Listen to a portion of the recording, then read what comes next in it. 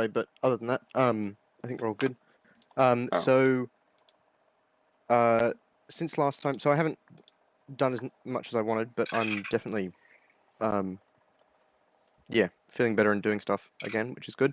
Had some unexpected stuff come up over the weekend with Flux's API stuff or membership database, so that's taken a bit of time. But I've been continuing to go through the grammar material. So I've sort of got on my screen like a little where I'm up to type thing. So yeah, so I've watched the like a decent proportion of the first 3 videos. I sort of skipped through a bit because a lot of it felt like stuff that I'd already knew that it wasn't particularly new material. So going through the arithmetist stuff now, but that sort of feels a bit similar as well in terms of its like just that sort of text analysis. So I'm not sure whether that's just like early stuff or whether I'm not necessarily doing the right thing. Like I noticed with the Peakoff PDF, you link to, or there's some discussion of like the homework in that. So maybe that's like a better thing that I should focus on instead. But yeah.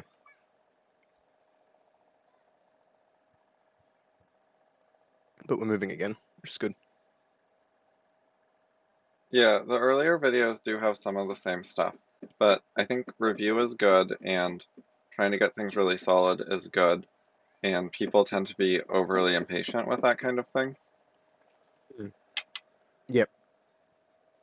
So skipping a few parts is okay if you really want to, but I'd be more inclined to speed it up rather than skip and try to pay attention to whether anything is different. So the arithmetist stuff in particular is somewhat different than the stuff we've done before. It's a bit of a different approach. So there's definitely something new to that. It's a different way you can use the analysis. Yeah, okay. Do you mean in terms of the like more poetic side of things, like because of the writing style, or like No, that the definitely feels. method, like it's not using trees. Yeah, no, okay.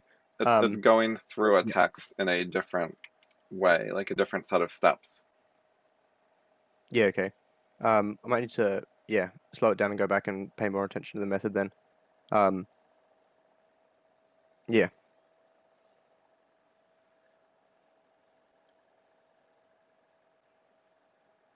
And then the videos after that get it more into analysis pretty quickly. There's a bunch about the Luli analyzing lies stuff. Yep. So it seems like yeah, the next video has like parts of Mises bureaucracy as well. So that'll obviously get a bit deeper into things, and then yeah, the Yeah, analyzing lies is where most of the rest of the content is. yeah, applying it to actual real world texts is important to have practice with. Yep. I did actually start going through some of the analyzing lies stuff last week, I think. Just reviewing, sort of reminding myself of what I think I, yeah, did one exercise or one thing from that back in 2017 or 2018, whenever it was. Yeah, But yeah, haven't gone through that in detail yet. yeah. If you're finding the beginning part's easy, that's mostly a good sign. It means you learned something. Because you can probably tell that it would have not been as easy like 3 months ago. Mm. Oh yeah.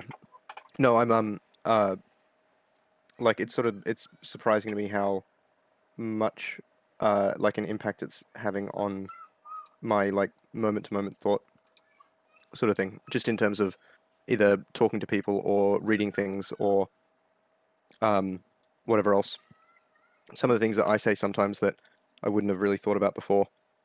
I had a good example of that actually that I meant to add to my thing. Oh yeah, it was anyway, yeah, a sentence about parentheticals, but I just wrote a really weird sort of sentence. But anyway, the idea of, yeah, just breaking things down in the background as I'm just reading or writing them now is not something that I used to do. So it's definitely, yeah, definitely feel Did like you I've learned stuff.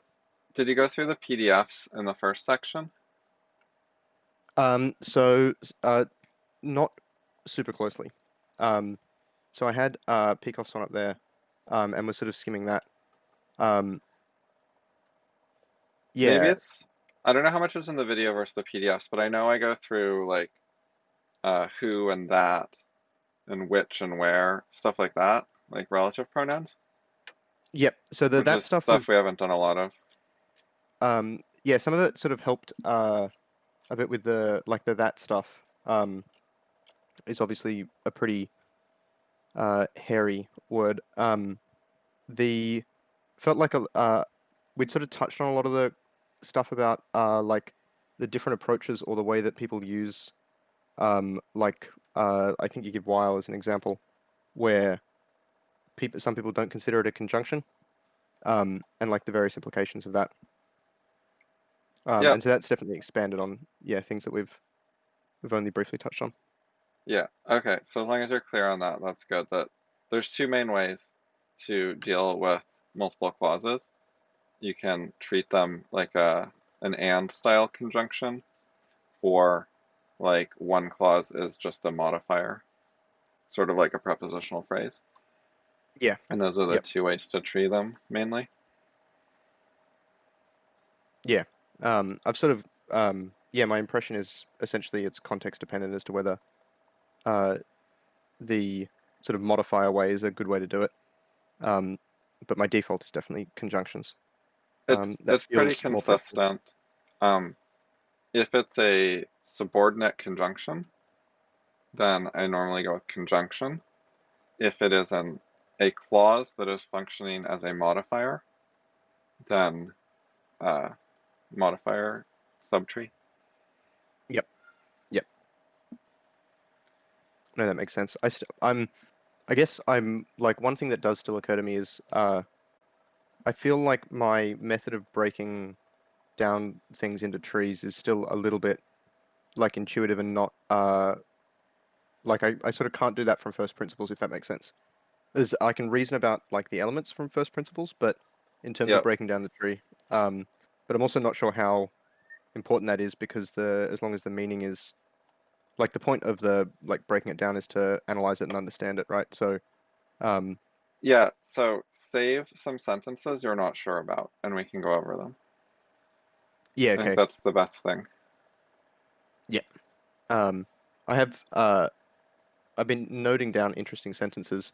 I'm sort of finding that typically I don't have too much issue with them, which I think is good. But I also haven't been as maybe as diligent about recording them as I should have been.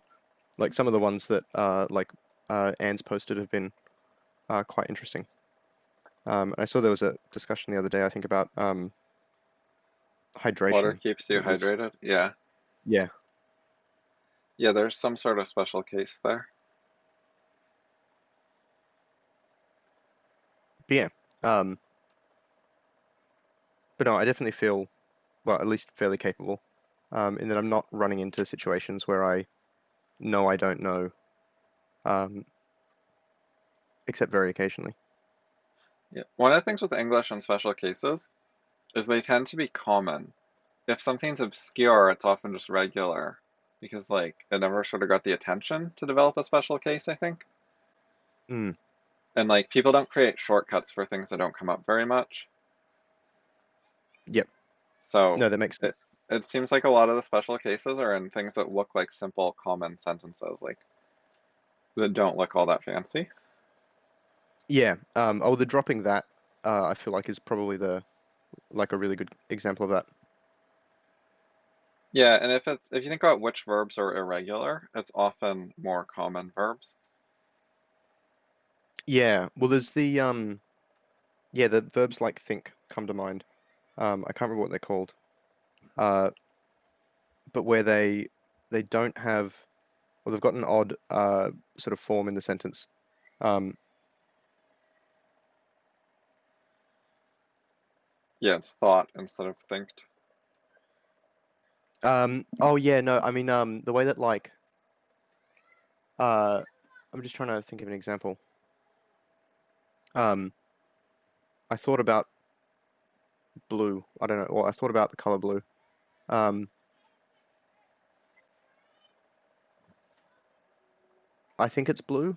It is blue. Is that like, as in the way that they, Oh, yeah, yeah. There's often an implied that after the word think. And uh, yes, you have the common structure. This structure where X is a clause, and the that might be omitted. yep. Um, so I don't know if, I think there was, uh, or like he smells good. Like smells is another one. Um, uh, yeah, where good is not acting as a noun, it's acting as an adjective. Like that sort of, um, that stuff I'm not necessarily certain on, but I'm not sure it's just because they sort of seem to come up less.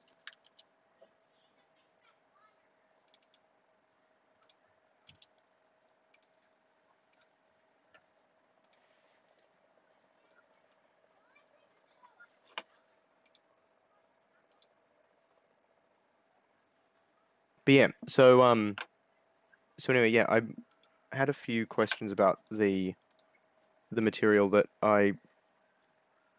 uh I mean, well, not any particular like questions about the content as such, but just about like I guess how I should feel about it or how I should um Yeah, what I should okay. be looking to get out of it. Number one thing is checking for issues with grammar. Is there stuff you haven't figured out yet that you need more practice that needs double checking? So reviewing and seeing not just like do you get it right, but is it autopilot enough? Yep. And then second point is about how do you transition from grammar as a little building block into text analysis and get value out of the grammar to improve your text analysis.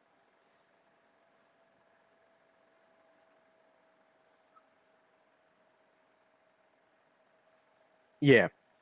Um yeah.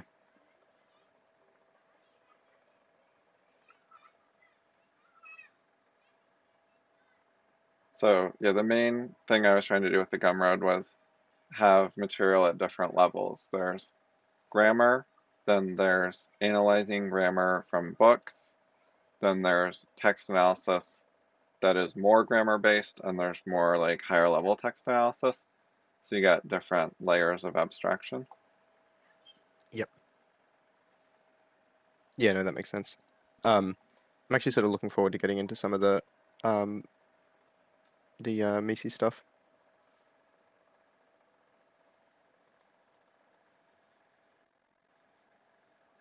Just in that it feels like the sort of analysis that I'll end up doing more of, or end up using more commonly, I guess. Um, but yeah, Yeah, I find I run into interesting little grammar puzzles periodically, but it's not an area where I want to go into depth the way some grammarians do. The really detailed grammar stuff is not necessary as a building block, and it's not my end goal or your end goal. yeah, yeah. Um, no, I agree.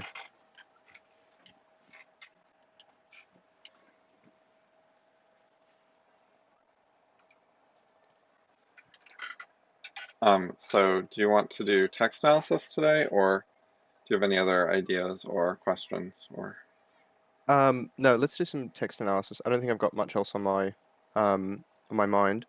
Um, I guess this one thing I'm sort of juggling is uh managing priorities and stuff, but I haven't really had a chance to like use the things that we were talking about last week. So I'm not sure if there's too much point talking about that. But yeah, just there's going to be over the next few days. I've got some stuff to like that I have to get done. And so I'll probably use that as a chance to experiment with that knowledge and figure out how to actually use it. Yeah, we already talked about that, and so I don't think I have Yeah. anything in particular to add offhand. No, that's fair enough. I don't have any questions offhand, so makes sense.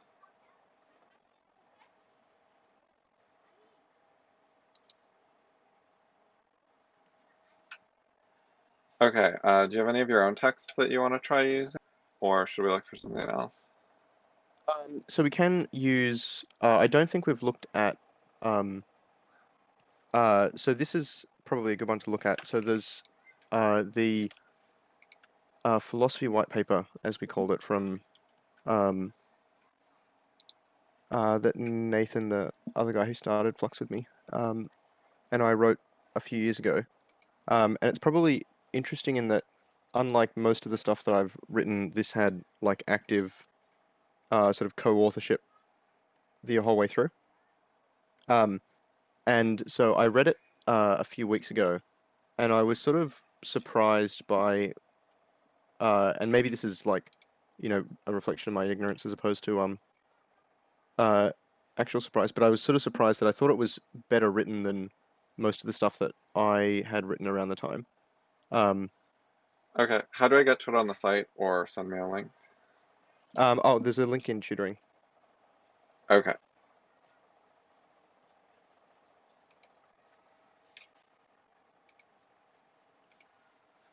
So we wrote it reasonably quickly in the scheme of things, but it was meant to be was meant to be more robust. Um, so there's definitely some stuff that I'd like rebalance if I was writing it again. But but I do deal like mention some stuff about uh, well, there's a whole bunch of stuff, but there's a little bit on explanations and the who should rule question and things like that. do you speak Portuguese? No, Does um, Nathan? no, Oh, how come it um, isn't Portuguese then? because we were invited to write it. Um, so Uh, this Addison guy got in touch with us. so he translated it? Yeah. So I'm not sure if he was still like studying at the time, but I get the feeling he was a younger guy who'd more recently been working at the. I'm not sure if it's in like an educational thing or a government thing, but at that place. Okay, let's do the abstract. Okay, cool. I'm, yeah, I'm reading the first sentence individually, and I think there's a flaw in it.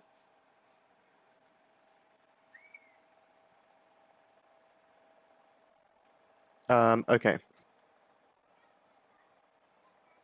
So yeah, so I'm gonna so the I'm not certain about the comma. I'll come back to that, but and explains that while they were useful previously, no longer serve their purpose and need to be replaced. This feels not grammatical in some way now. Um, Yep, so the first half of like before the end, I feel like is fine. Um,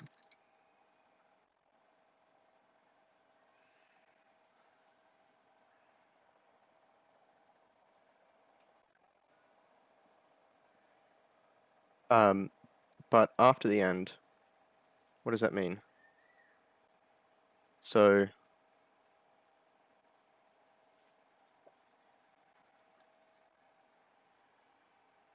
um, okay, all right. So, first error I can see is so the they there uh, is meant to refer to the democratic systems, but it refers to flaws because the democratic systems are in the prepositional phrase and the subject is uh, yeah, there aren't hard rules on reference. Like, I wouldn't call it 100% strictly wrong. It's just like you're referring to something that's in a less standard place, and people have to figure it out from context, and it's harder than usual. Yeah. Um, so I feel like if something's like harder than usual and there's a better way to do it, then that's Yeah, a reasonably good reason to say that it's wrong. Um, maybe not in a yeah. strict sense, I but just meant it definitely, doesn't like directly violate a rule of grammar. So there's like different types of errors, like it's poor writing as opposed to, a sentence fragment. yeah, okay. So it's not necessarily ungrammatical, but it's definitely unclear. Um, so it'd be something like those systems instead. Um, now, this, I don't know off the top of my head how to tell if this second part now is grammatical or not. No, Okay, I would need to so have another comma or something. yeah, well, what's the parent of this part at the end? Um,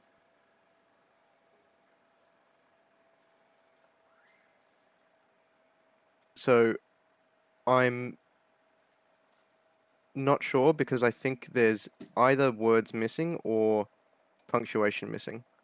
Um, Yep. So if it's hard to tell what the parent is, you've got a problem. And yeah, if making the tree is one of the ways you could find the options for what the parent might be and try to figure out if none of them work and what words might be missing. yeah. So I would like I mean in this case I go with like an the tree that I think the author meant to put there. So like no longer serve their purpose. So there is referring to something. Um, those systems. So um, I mean my intuition is that uh like this comma, if we added another comma somewhere, we need to rephrase some stuff, but then it would make more sense. Um, So what is no longer serve their purpose supposed to be modifying or referring to? the systems. Yeah. Um, if I So did something like, if we had the systems here, it would work better. There's a parallelism issue because here we have the noun, and then here the noun is omitted. So yes, yeah, yeah. it makes it hard to sort of parse. Um, the their while they were useful previously is I feel like is best as a parenthetical because it's not the subject of the sentence.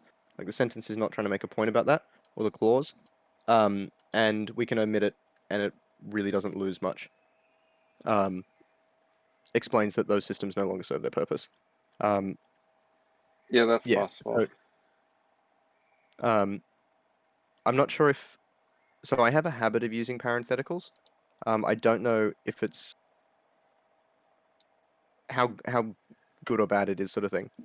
Like obviously they're not, you know, always bad.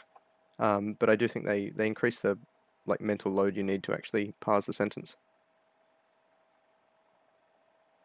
Okay, so read just the highlighted part, and I think there's something interesting about it. They were useful previously, no longer serve their purpose and need to be replaced. Um, So I think that is a complete and correct sentence by itself. they were useful previously, no longer serve their purpose and need to be replaced. Is it? I I can think see so. they were useful previously. That can be sort of correct. So it's they were and then a list of three things. So it's they were useful previously, or no, it's just Oh, they. okay, yeah, yeah, yeah. They and three things. They were useful previously, no longer serve their purpose, and they need to be replaced. So Yeah, there's parallelism on the they if you read it as a sentence by itself. And that might be where the error came from, because that fragment works by itself. It just doesn't work in context after the while. yeah.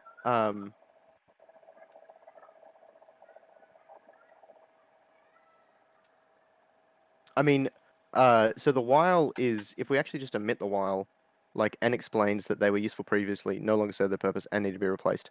Um, Yep, that would also make it come out all right. I tend not to like lists of this sort of nature. I feel like don't read as easily for me. So I tend not to write them Yeah, um, either. yeah, it's awkward to have a list like this when it isn't by itself, like, chained after a that, so it's part of a more complex sentence. I would not recommend it. As a sentence by itself, it's just they X, Y, Z, I think is okay. Yeah. Um, yeah. No, that makes sense. I could see it. Yeah, on its own, it makes a lot more sense. Provided that you take the like if you don't read it as a list, you only find out after the second element that it could be a list. So it's a bit difficult to like you sort of need to back read, or I need to at least, in terms of my first reading of it. Um, Yeah, like when I get to that point, I'll yeah be confused and then need to reparse it. Um, yeah, it can definitely cause having to go back, which is bad when you do this kind of thing in complicated sentences. Okay, and then in terms of the content, the main ideas, the paper identifies fundamental flaws, it tells us what type of flaws, and then tells us what it's going to do. It's going to explain they were useful, but now they aren't, and we should replace them. So content-wise, that is a good, clear introductory sentence, and it has a decent amount of explanation of what to expect. And the whole yep. abstract is short. So let's see, we'll explain how authority in democracy restricts progress, and we'll describe a new model, removes authority, allowing prosperity. Yeah, so that is good content-wise. This comma, I believe, is technically wrong. And the reason is that So this you that don't have a subject after the and. So technically it's joining phrases. yeah The subject is implied, but it's not written. So I don't think it's a big deal because, there's a pretty clearly implied subject. But I think from a technical perspective, you're supposed to leave it out because you're joining the phrases that include the entire part of a sentence that isn't the subject, but not an entire clause.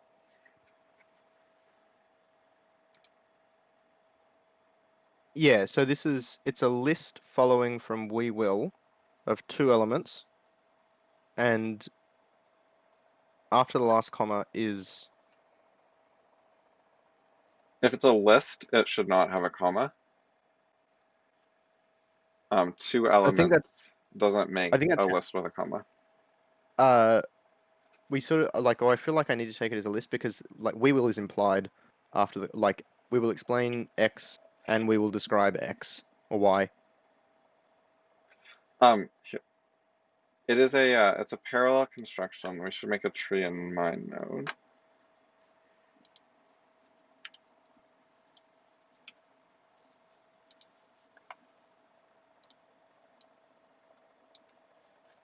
It works like this.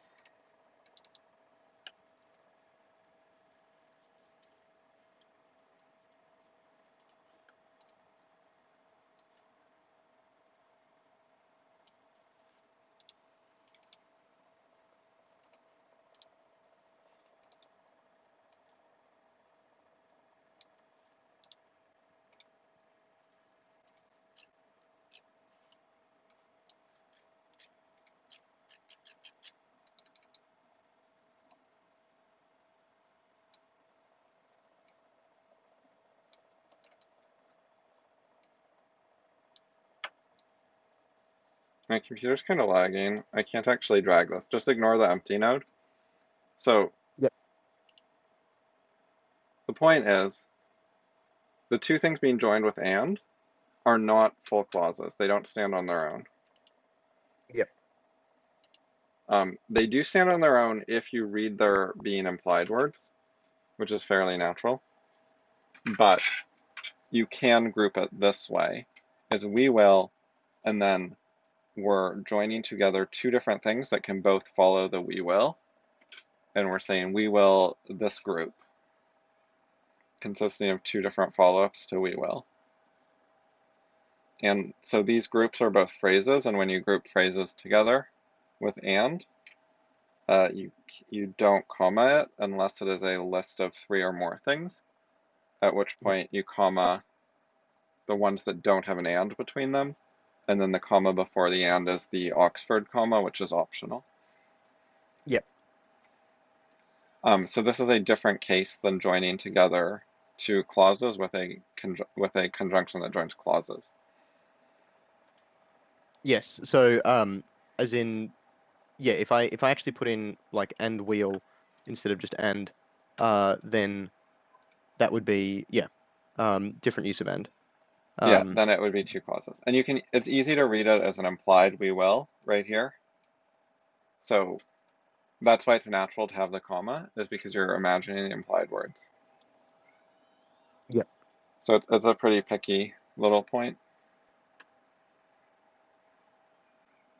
Yeah, I think it's like it's more important because of the comma later in the sentence. Like it becomes a little bit less clear because of that. And I think if I had like we will as like if I put in the implied words, then the two clauses would have no dependencies on each other. Like there's no references between the two, I think. And so I think there's a common rule about that, at least in the OWL stuff. I'm not sure how standard that is though. Not that it makes a huge difference for Yeah, the understanding. ending part is pretty ambiguous about whether it's supposed to apply to the second part or both parts, Yeah. which is often In the not a case, big deal. It doesn't always matter. so if I feel like it does matter a bit in this sort of case, A, because there's like a reference to progress earlier on, and particularly a restriction on progress. So it doesn't make sense to sort of talk to that. But in terms of what it's actually referring to, it's like the like the model, but the aspect about removing authority is sort of the claim.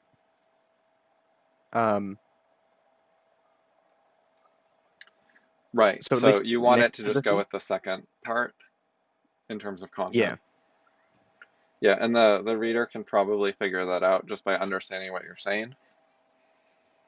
So I don't think that's a significant problem. No, I am wondering how to do it better though. Um, I think probably one of the reasons I put that comma, or one of the sort of functions of that comma, is to try and separate the first clause like from the second. Um, Yeah, I the see.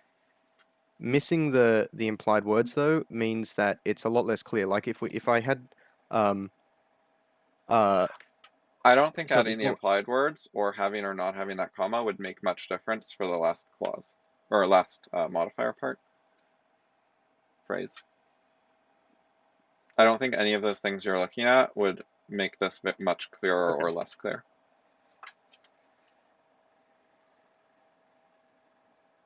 So if you want to make it extra clear, one of your options is to be really explicit, like make it its own sentence and say, um,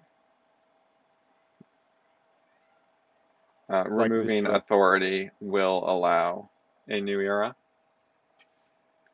yeah, So you can give it a little bit more attention and then link a subject, which is the thing you're actually talking about, to this modifier. yeah. Yeah, I think that's probably the better way to do it. It also sort of fits in with the like emphasis of the abstract, like it's not out of place. Yeah. It's just because you have two different things in the sentence and then you want to tack on a modifier, and there's no like really easy convenient way to make it point only to the second big thing. Um, the thing that comes to mind is using like different punctuation, as in I feel like there's like an intuitive sort of precedence for punctuation. Um, like that you can so like M dashes are have less precedence than parentheses, for example, because even though you can make parentheticals, if you had like open paren M dash close paren, another m dash, then it's pretty clear that the parenthetical takes precedence over the m dashes. One of the things you can do is if you can reorder the two parts, you can do part 1 modifier part 2, so that the modifier only is after one thing. Yeah, so it could be like and describe a new model, maybe parenthetical, which allows a new era of political prosperity by removing authority from decision making, or something like that. Yeah. Actually, yeah, if I make this the subject of the second part, or the modifying of the new model, then that makes it a lot clearer. Yeah, what I actually meant was if you can swap this part, the first whole clause with the second whole clause, Oh, yeah, if you yeah, could swap the order on those, then you would have the opportunity to put this one after the first clause before the second clause.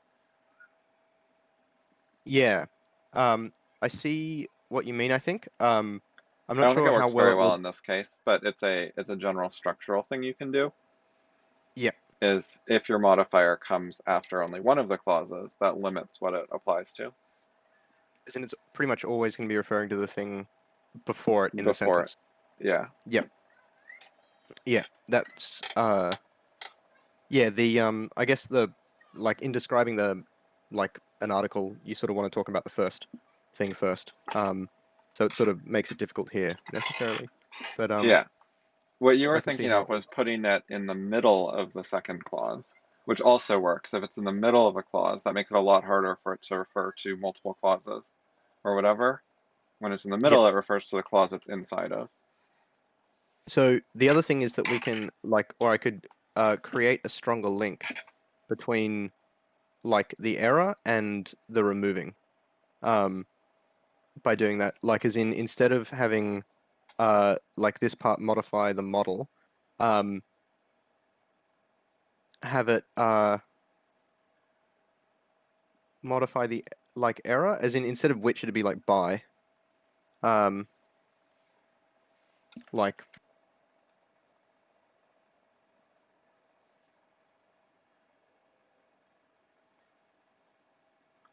Yeah, when you use the which there, which will allow you're making it a modifier subtree thing. Yep, yep. Um, so it's sort of So that gets it it's nested within the second clause. yep. Um, yeah, and then by I think is by preposition, like a preposition. Yeah, it should be removing, not removes. Oh yeah, yep. And then it'll sound more Um, natural. Yeah, that's a prepositional phrase. yep. No, that makes that's a lot cleaner though, even now. This is a bit awkward here, Yeah, which will allow for it, but yeah, but that can be tightened up.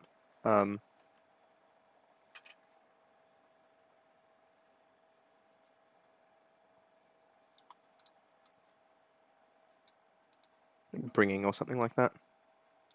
yeah. This highlighted section, by the way, is also inelegant in a similar way to what you were just looking at. It's like too many glue words in a row without enough content words. Yeah, yep.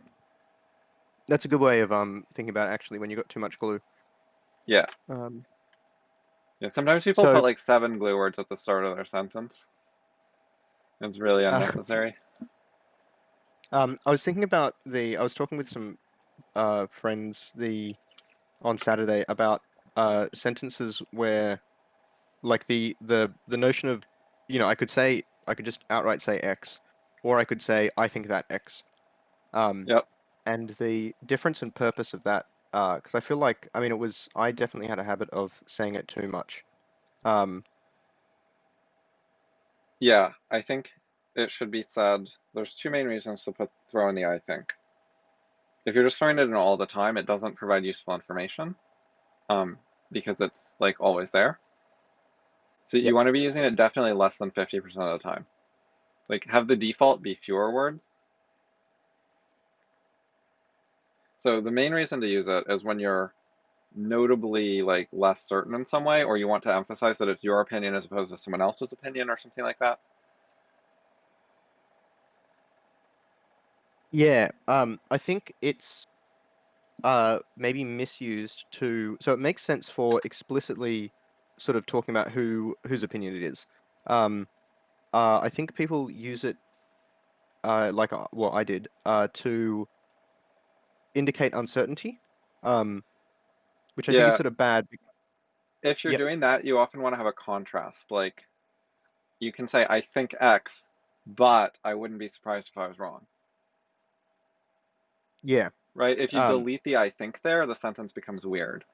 X, but I wouldn't be surprised if I was wrong is like a little strange. So the I think, it is my current opinion, but gives you a contrast point. um, yeah. One of the things that occurred to me as well is the like subject of of the sentence. Um, like the I if within the I think version, the the sentence that could stand on its own is like acting as a noun, sort of acting as a noun. I'm not sure actually. Um, but it's Yeah, acting so as like there's a there's two views on I think that X.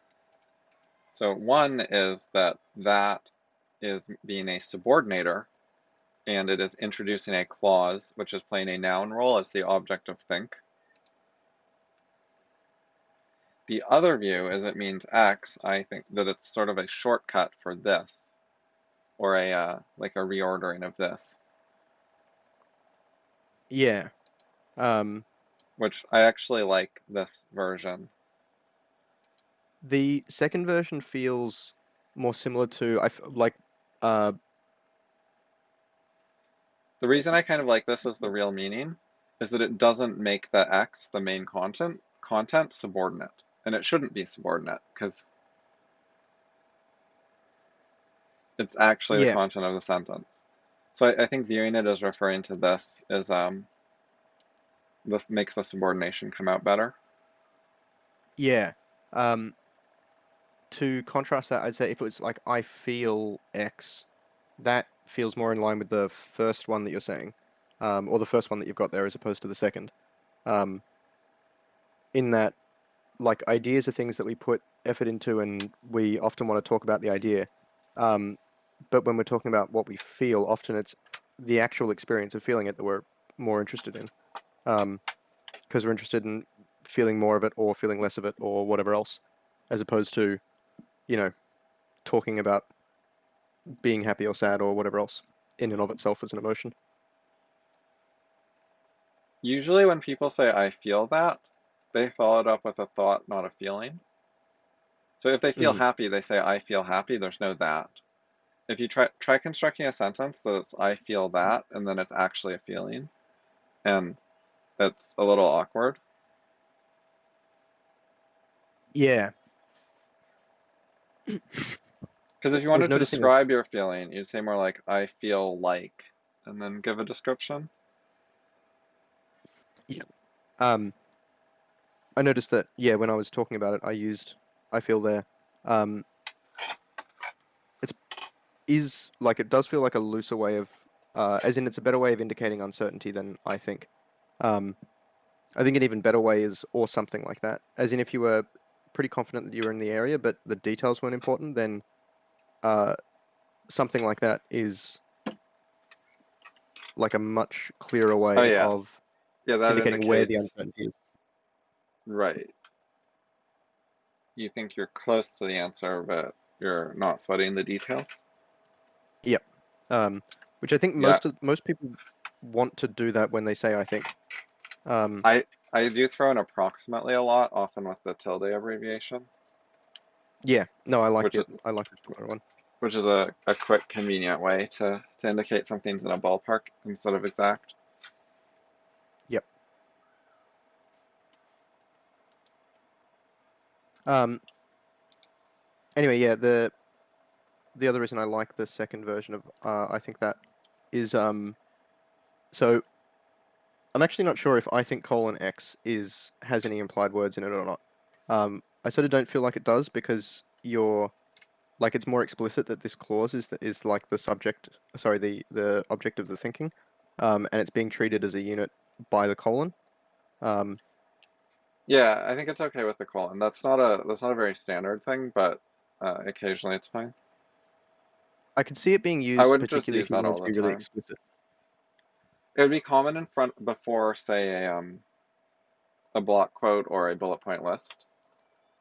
Yeah, Because like you like a don't use statement of, colons just to introduce sentences for no reason. yeah. So with the I think that, so the frequency that you use it affects the amount of information content it has in a way. So if you use it 50% of the time, like you can try to think about how many bits of information it's giving you.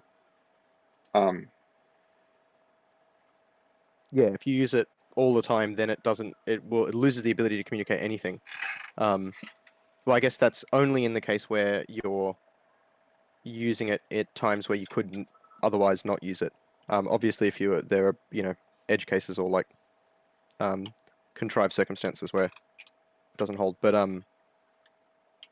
yeah, no, I mean I can see the point about it. Like it becomes meaningless if you use it all the time. Yeah, so yeah, if you use it 1 and 2 times, it's kind of like one bit of information. It's reducing all the cases to half the cases. But if you use it 1 time in 16 sentences, then it's kind of like 4 bits of information Isn't it really stands out by comparison? because it's reducing the set of possibilities. It's ruling out 15 things you would have said. Yep. Yeah.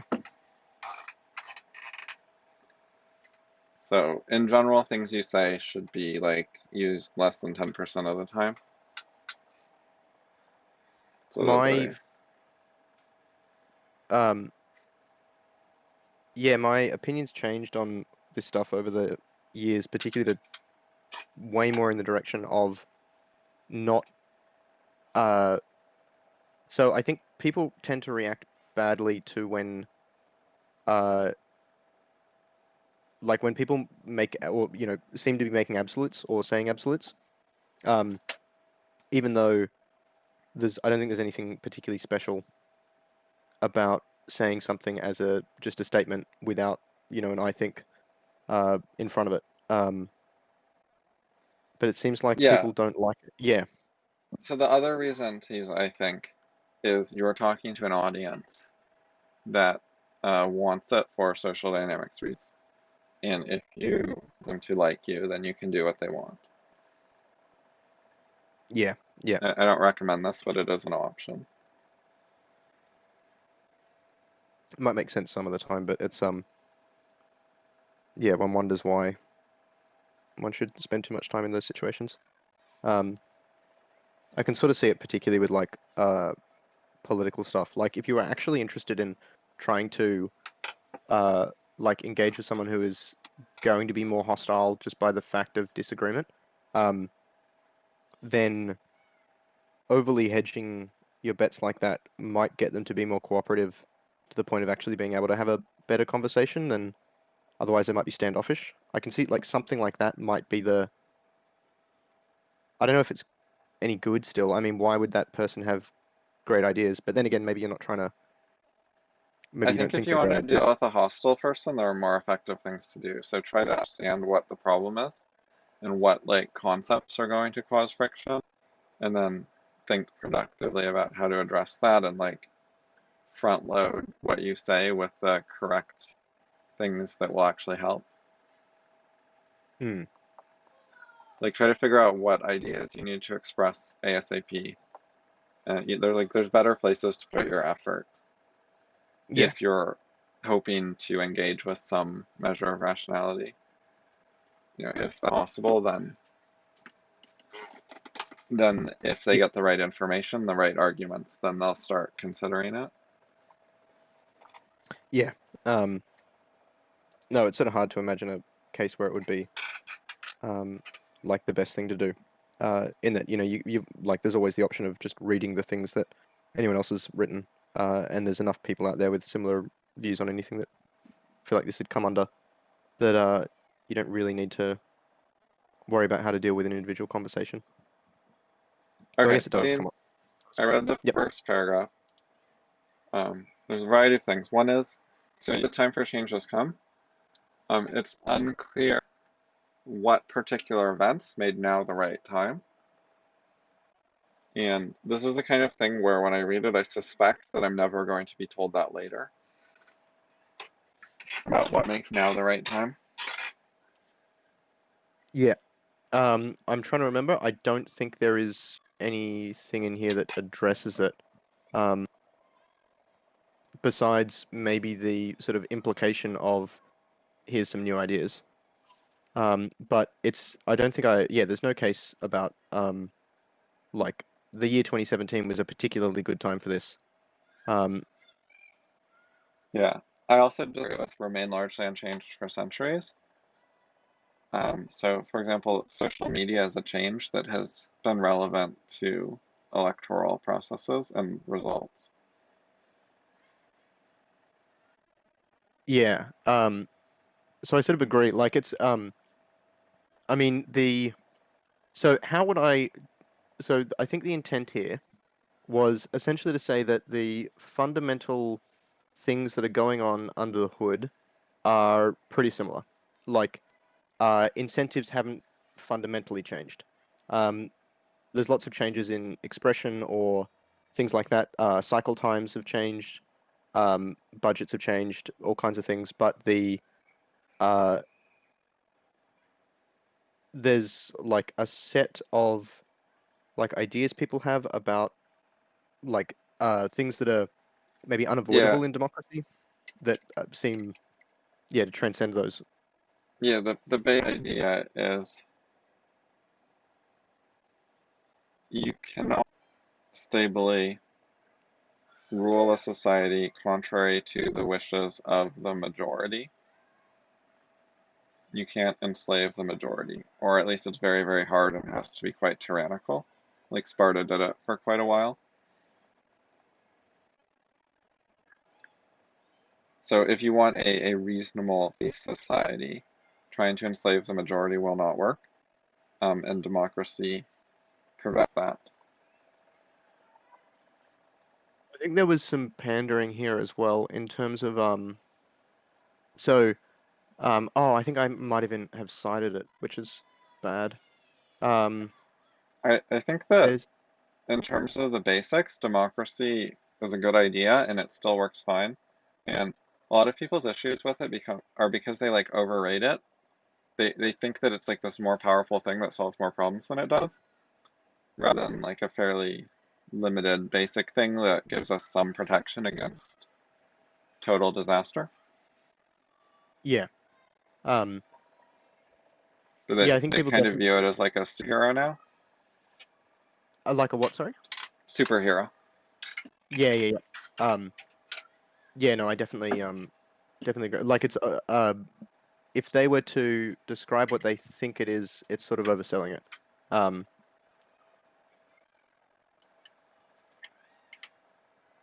so I do cite there's some bad studies which I'm not sure when I particularly found out about it. It probably was through FI.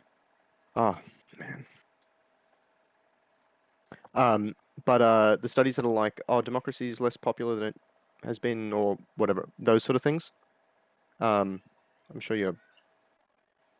So this sort of graph is often put forward, and there's actually at least I'm not sure if it's this article or anything that these guys cite, but um, I did look into one of the studies like this, and uh, so this graph is like graphing the people who I'm pretty sure it was like we're rating Yeah. the importance of living in a democracy as 10 out of 10. And if someone put it as 9 out of 10, then they wouldn't show up in this. Oh, Um, well, that's a pretty shitty study. But yeah, also, people are quite fickle with studies that have very little impact on their lives. Like, they're a bit careless about how they answer. And if mm, it was making a bigger difference to their life, they'd think it through more before answering, which could very easily change their conclusion. And if they're actually yes, faced with like concrete non-democratic countries and like, do I want to live there? Um, do I actually want to move there right now? A lot of them would decide, oh, actually, it is essential to stay in a democratic country. Yeah. We don't see very many of them moving to China. Um, no, we do see. I mean, I think there are probably more videos about Westerners escaping China than there are about Chinese escaping the West. Yeah. Um, so I'm just trying to bring up the what do you call it? So just what you mentioned there, about yeah, people like being fickle with things because there's low impact. Um, so the reason I bring this up was I think in you replied to one of the things where I mentioned IBDD somewhere on FI. I can't remember the context. Um, where's let me go FI folder. Um, anyway, yeah, I wanted to bring it up because it's relevant to this.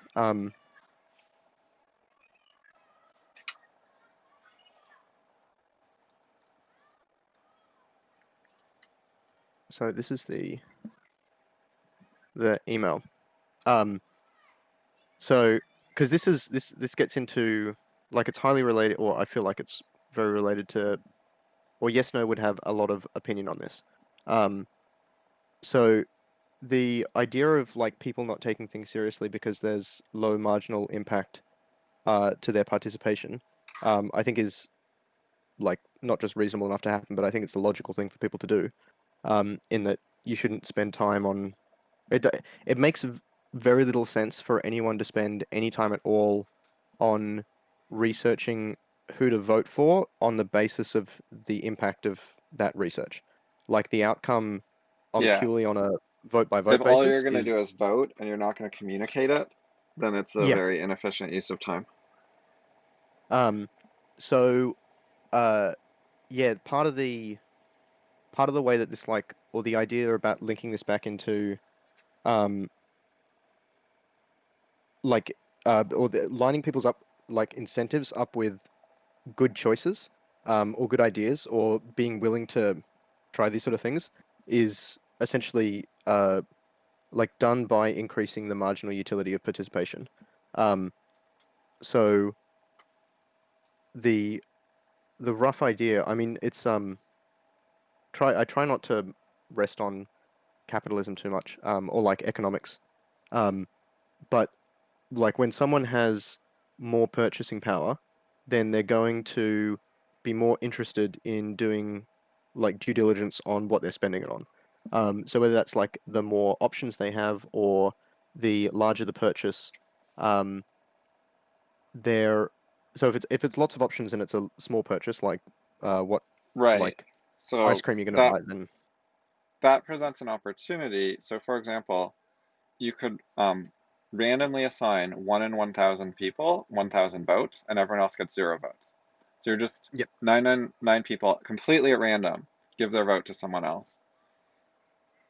And then you would have a smaller number of voters who had more reason to research their vote. yep. I think the research plays out that they do care a lot more in that case because I mean it's very similar to the way that citizen juries are done, where they have like an election by lot. It's not totally random in that it's a self-selecting, like people volunteer for it.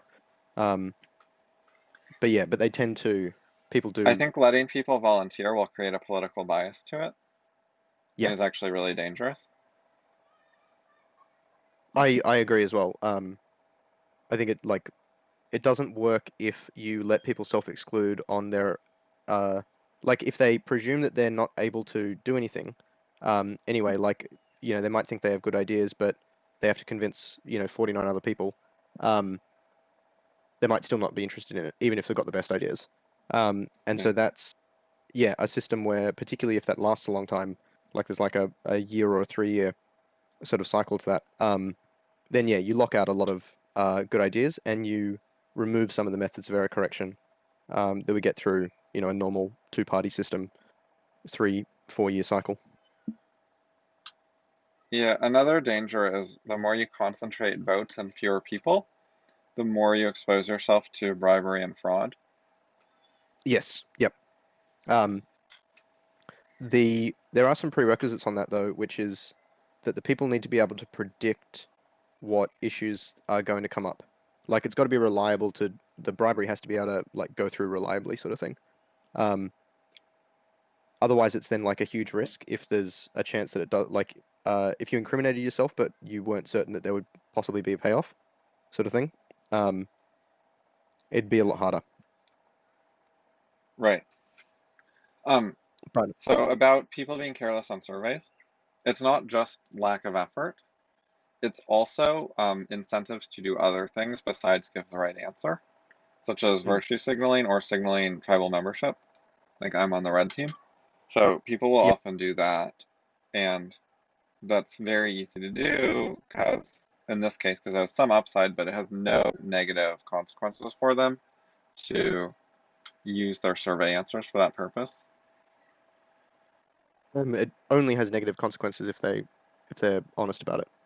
Yeah. Um, Whereas if you're so I think people, signaling by like what car you buy, then buying a car for signaling purposes has, significant negatives because you're not getting the car that drives more smoothly and has better safety features, for example, or you're paying or something.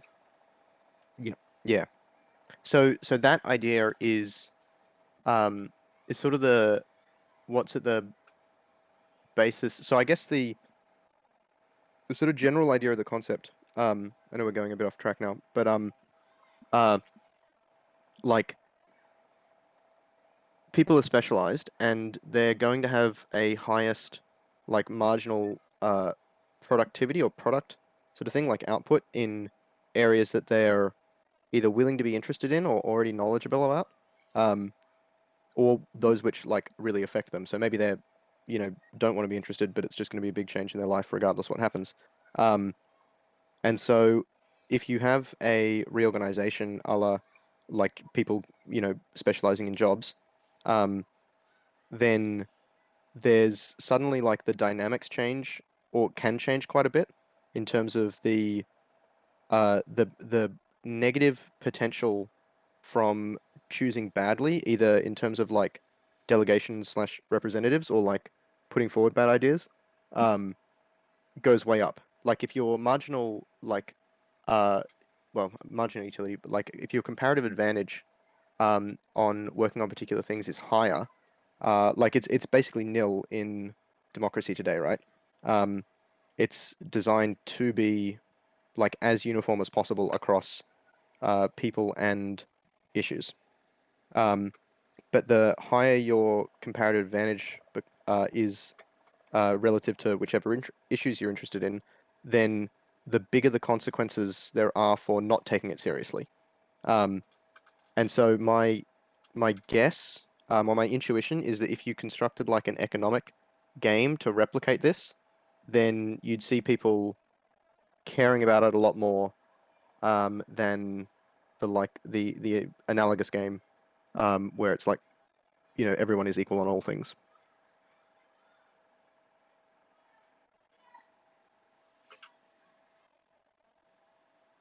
One thing is you're trying to do economic analysis, but people mostly don't do that very much. They'll do it some, but a lot of what they do is based on social incentives rather than more concrete ones. Um, yeah, my so I don't have a great answer for that, but I think the one thing that could be done is to create like unstable equilibriums where like it can be if everyone uh like is doing something for social reasons. So say, there's a party and everyone's going to the party because they think they're expected to, but no one really wants to go to the party. Um, you could have a situation where one person says, "Oh, well, screw this, I'm out. No one wants to be here anyway." And then everyone else then, in the space of a few minutes leaves as well. Um, like if you've got an economic situation or like an incentive setup where behaving like that is harmful to you and it only works if everyone does it, but as soon as one person like breaks out of that, they have an advantage, um, then I feel like you can overcome a lot of the like negative stuff that people would normally do. because it becomes clearer that they're like hurting themselves by doing it. I think most social stuff is more like a party people do want to go to and that need to be there. So if someone leaves, the rest will just stay. Yeah, I'm not sure how well like I mean it might be a bad analogy to use in this sort of thing because it's like there's a lot of diversity in like even in small democracies there's a lot of diversity, whereas parties tend not to have the same sort of diversity. Um, they're sort of more highly aligned than yeah than people are in terms of their incentives and lives and ideas and what impacts them. Like it's very easy to think of like divisive issues for people who would otherwise be friends. Um, like disparities in like uh, real estate, um, like local land and development laws and stuff like that.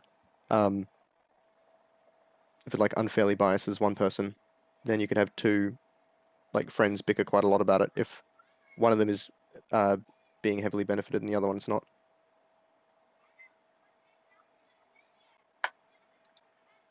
So I think there's O- like unstable incentives there, sort of thing, or like there's an incentive towards instability in the productive sense.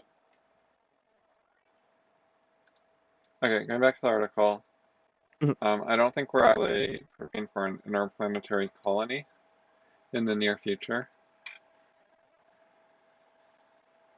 That's It sounds exaggerated.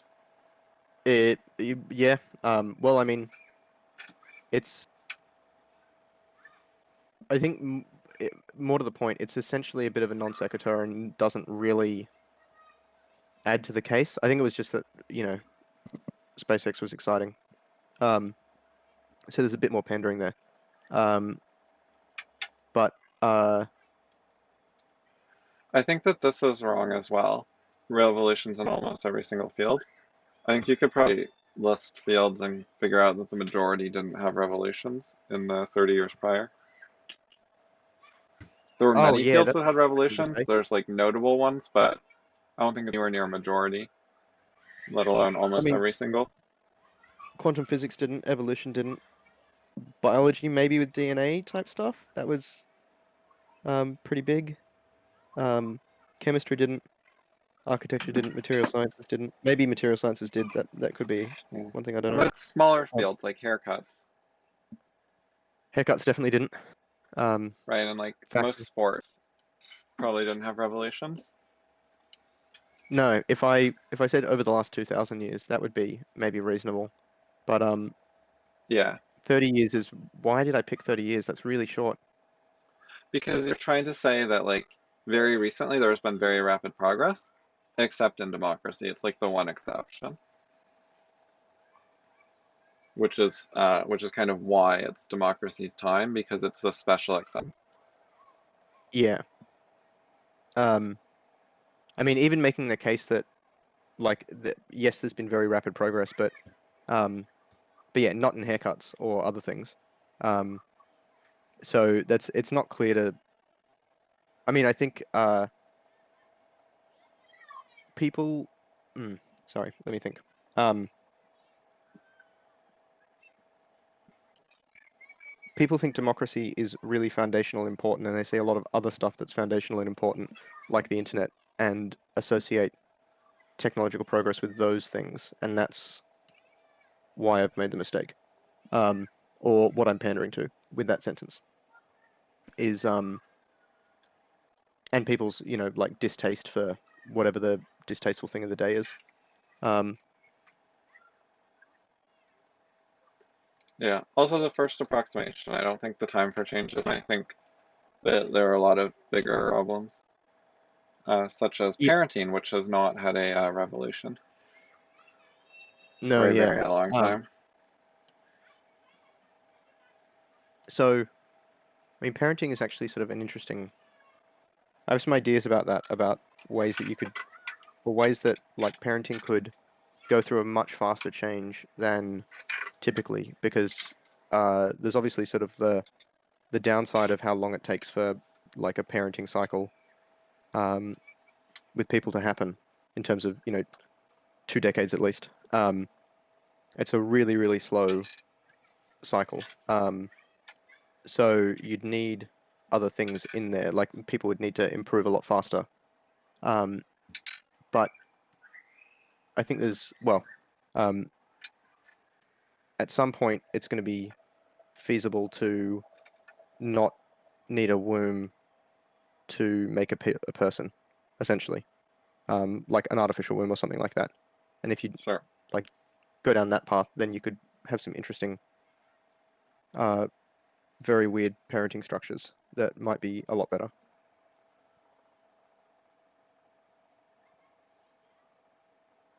Like, yeah, but again, that's a bit off topic. With any sort of activism stuff in general, I think it's really important to carefully work out what you're going to change and how you're going to change and why it's a good idea and write it down. And one of the ways to do that is with Goldratt's system, with a current reality tree and a future reality tree and his other methods. Is this explored in the choice, or is this in other like Other. it's not like or whatever else? Yep. Yeah, you get some of it and it's not luck. They have current reality tree there.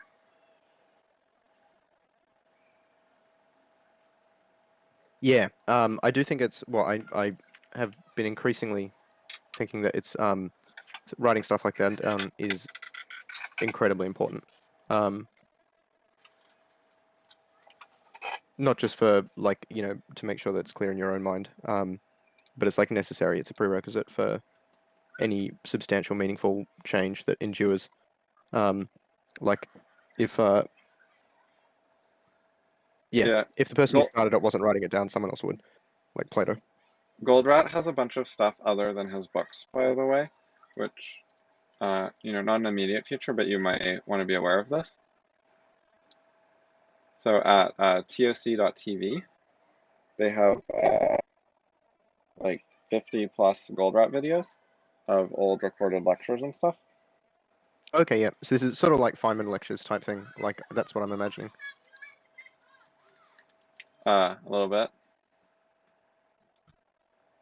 So, for example, in the Goldratt satellite program, he goes over like marketing and sales and how to things to people, which is a lot about how to persuade people to make changes. It includes not just selling products, but like selling policy changes within your own company. So it's highly relevant to how to do activism and reform, how to actually get people to understand a new idea. And you get some of the stuff in his books. This has some other material that's not in the novels.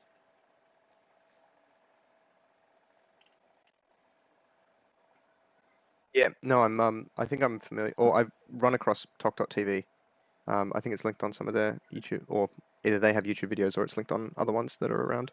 I Um, linked that I this haven't, one in Korean because this is one yeah, I've been watching. I finished 7 of them so far. okay, cool. Um, does uh does Goldratt use the Iridium satellite as or one of them as an example at some point, or I might be misremembering other satellite things.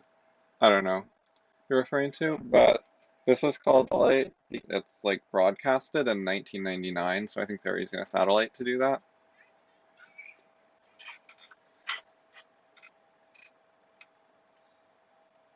Oh, it's GPS. So what do you call it? I presume GS. this is. Oh, sorry. It's GSP, not GSP. GPS. Oh, okay, yeah, not the. The point was he had people following along, and it was being broadcast to people in different cities, and they were able to call in with questions at the end and stuff. Oh, So nice. Oh, okay, yeah, it's satellite in the sense that like other cities that are getting the program, even though he's not personally there, yeah. Um, which was kind yeah, of that's right. advanced in '99. Yeah, no, it reminds me of the like cable TV shows where they take calls and stuff. Um,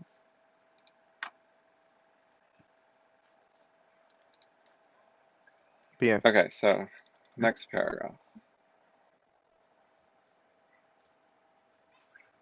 Cannot be solved with small adjustments. My first question on this would be, do you mean there is no possible series of small adjustments that would solve it? Or just like that any one small adjustment that would not solve it, or any like, small group of small adjustments wouldn't solve it? well, realistically, so this sentence is unclear because the article in and of itself does suggest a way to do this through small adjustments. Um, but there's the thing that I'm not being clear about is changes to like the core ideas versus the like practical side. Like practically you can incrementally introduce any system into a democracy by like using representatives as proxies for that other system. Um, so there's always like incremental stuff there. But uh, there's not a way to make small adjustments on the fundamental ideas about why democracy like works or what it should do to get to a better thing. Um, so like I'm making a claim similar to like you couldn't make small adjustments to get from Newtonian dynamics to general relativity. Right. But I'd be, as a first impression, skeptical of that. I would suspect that you could.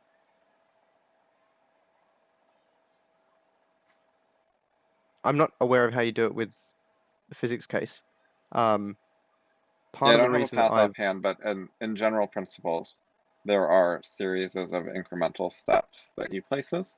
It's similar to all the debates about ocean, where people say, how could this feature have gotten there via only a series of tiny steps? And you get all sorts of like weird complex features that actually did come out incrementally, even though yep. it's at first it's very hard to come up with what is the So survival value of the middle states, and but it ends up working out all the time. um, yeah. So I mean, a few things occur to me about that. One is that like typically those paths are indirect, as in the things that are useful along the way are not necessarily um, the thing that is useful at the end. Um, I mean, the eye is maybe an example where that was always pretty much the same thing. Um, Yeah, I but like a lot understand. of the weirder stuff. However, uh, with I guess part of what I'm trying to say with this is that like in terms of like the Newtonian example. So obviously you could make lots of small changes of arbitrary complexity to get between any two ideas that you want, right? Um, but if it has to be like scientifically robust along the way, that's the sort of difficulty, right? Like, I'm not sure how you'd uh, like incrementally change Newtonian dynamics to like always be a better explanation of gravity and end up at general relativity. Um, or at least if there are incremental changes, then it's like there's a bit of like judgment and hindsight going on as opposed and like with the nature of incremental and it's not like an obvious path, um, which sort of Well, implies that more work has to be done outside. yeah, one of the ways you can start doing incremental progress is you can add special cases. You can realize that Newtonian physics is wrong in some cases, so you modify it to add special exceptions in those cases, which makes it better. You're saying it works in this swath of reality. In these other cases, we have to do this other thing. And then you start expanding on those other things and finding out the extent of the special cases and so on, step by step.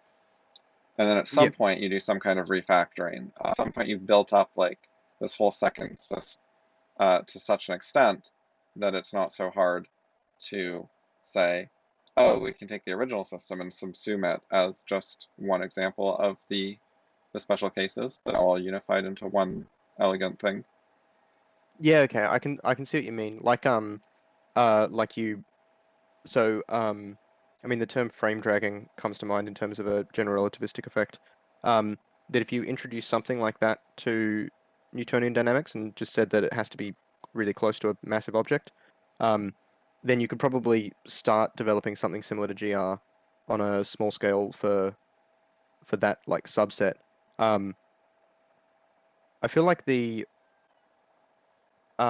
people's desire for elegance gets in the way.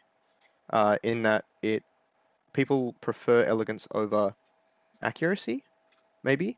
Um,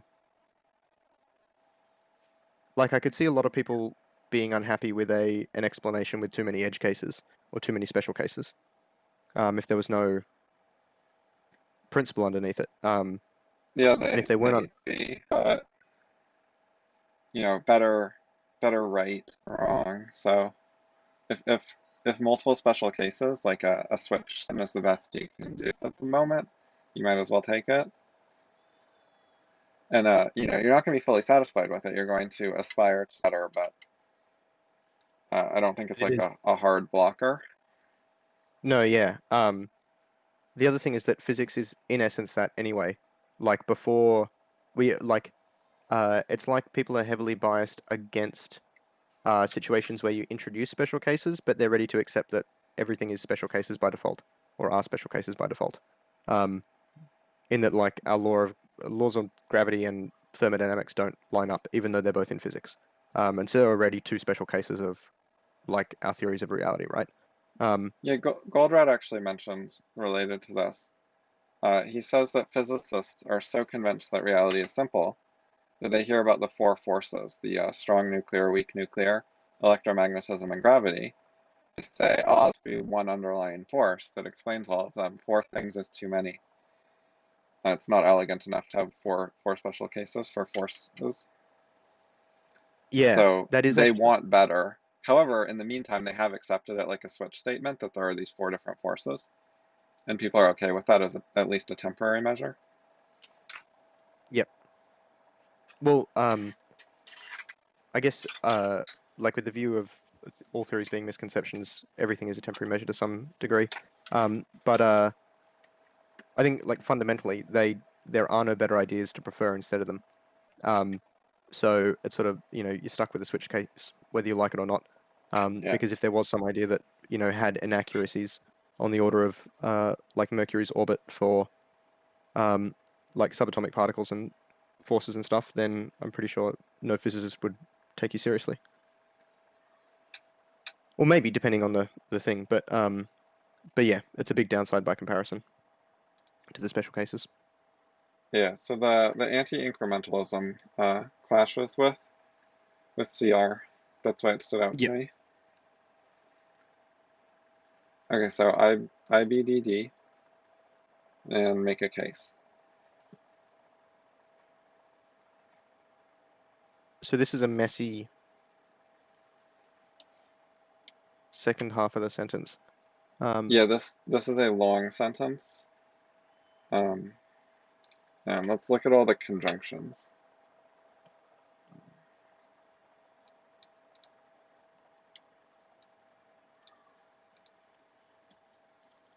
So I think there's an and that's part of a list of two, but otherwise I think there's only two conjunctions.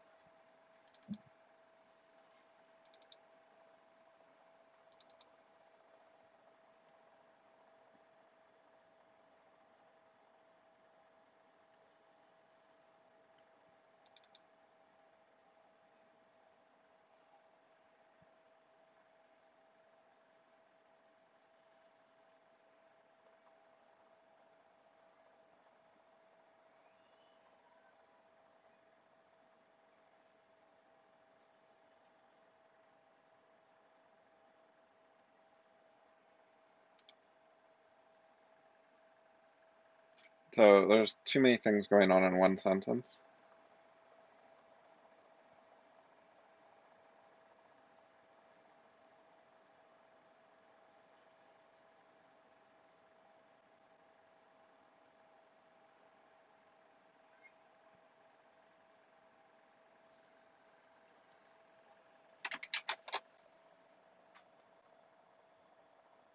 Yeah, two of these conjunctions are small, but it's still a lot of stuff in a long sentence. Oh yeah, okay, yeah, I missed the last little one.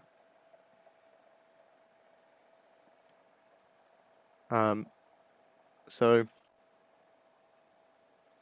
oh, is this going backwards again? It's upside down.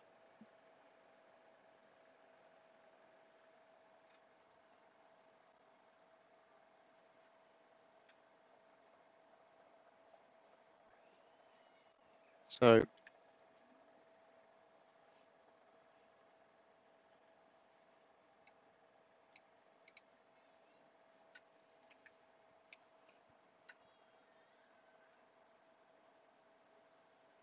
oh, I've done a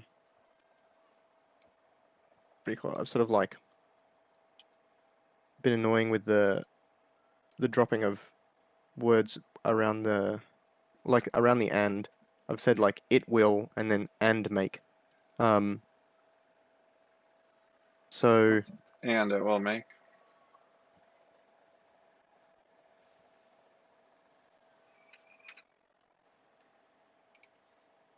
Yeah, this is a good sentence to tree, but leaving some of the chunks untreed seems fine. Just focusing on the main structure. so I was going to. I mean, the initial thing here was putting the but there, but I feel like this is a case where like making the but like modify the one above it. I'm not sure if there's like if it's only good to do that with some conjunctions. I wouldn't recommend that because I think that the whole but thing is it sticks out more than a modifier. Like it's a more of a whole thought. Yeah, okay.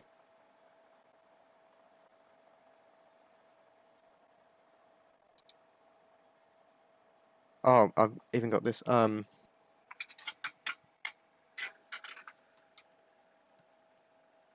you should also do something with the word why. Make that a node because I think it's a relative adverb.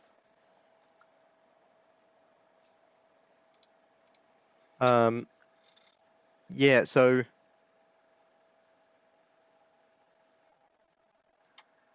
um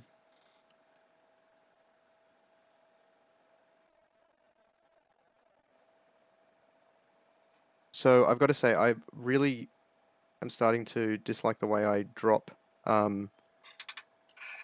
mean we saw a bit of it in Pinker's thing, but the like so keeping like it will and then putting like describe and make a case um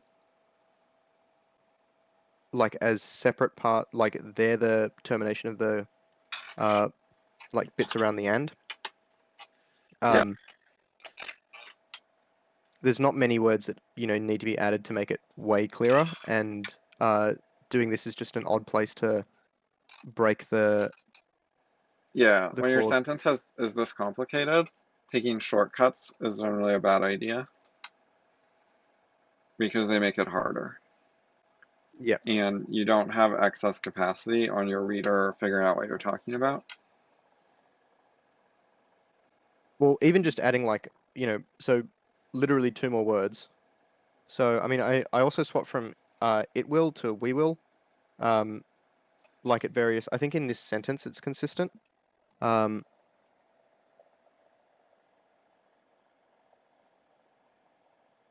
uh so say, yeah, okay, so in the abstract this is actually a problem.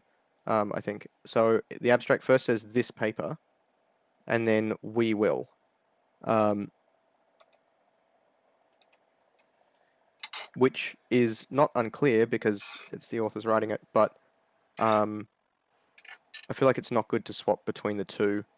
And then this is then like the second paragraph here is this article again.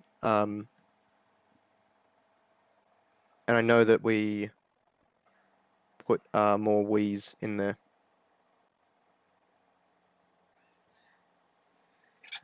Okay, so there's a part that was bugging me, which is it's the why but part. So why only applies to the first part, not the second part. Why doesn't apply to the group. So it's very awkward to have why and then a group, but why is only really supposed to go with the first child, not the second child. Does that make sense? I need to read it again. So I sort of skipped over it because Okay, uh yeah. I was only looking at the essential sort of thing at the yeah. start. Um so the idea that I had beforehand, just to measure it against the reality situation, was that it's like we'll make a case for y x but y, so or x but z, in that I'm anticipating like a contrast between these two that is somehow important for the point, um, which is tenuous. The only real link that's been made between these two things is like the assertion earlier, um, with like when we mentioned prosperity. It's sort of just saying the same thing, in many ways. So, I mean, you could like, can you not look at Y as an implied word here? Like, we'll make a case for Y is not only preferable to Y is not only preferable to direct democracy, but why it is essential for the continued prosperity of the human race. Um, So if you try to view y there's as an no need to do implied that. word, it's you're not only adding the It's not, y, you're adding the it is as well. yeah. Whereas we don't actually need that, because like it is not only preferable to representative democracy, but essential for blah. Um, like the So in this I th case, I think what you should actually do here is drop the comma, and so after the but, you don't actually have a full sentence without reading any implied words into it. I think it's actually better to read the but as conjoining phrases instead of clauses in this case, and then it works out better.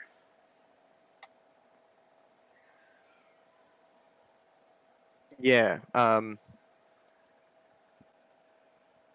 So I'm just trying to remember.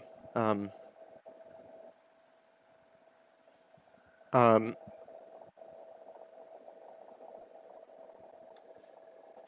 I'm sort of like, it's not that I even necessarily think that these rules are, well, I don't know whether they're good or bad. Um, but it's annoying when it's coming to mind and I can't remember it properly. Um, okay. So, so yeah, so I shouldn't have a comma here. Um, is this one? No, not that one. Um, If this is shouldn't have a not comma here meant because as a whole clause, then it shouldn't have a comma before it. yeah. Um, so which sort of makes sense in that you use a comma when the ideas are separate. So Yeah. they could be separate sentences, sort of thing. They could easily, without any grammatical change besides like removing and, um, then it Yeah, makes a I lot more was sense. reading it at first with the comma as being implied a full clause, but then when I saw the but problem in the tree, I thought that yeah, having it joining phrases worked better. It's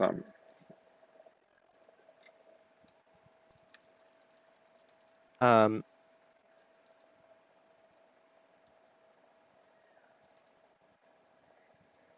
so the essential, I mean, I'm not sure what to do with the word essential here in that. So if this is like a list of two, um, somewhere in here, then I don't know where to break it. Uh, like essential,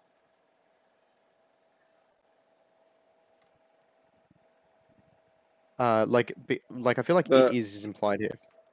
the structure that's not only something but something.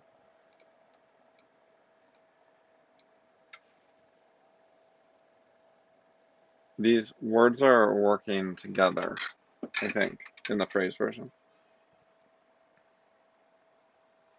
So Yeah, there's various like pairings of words, like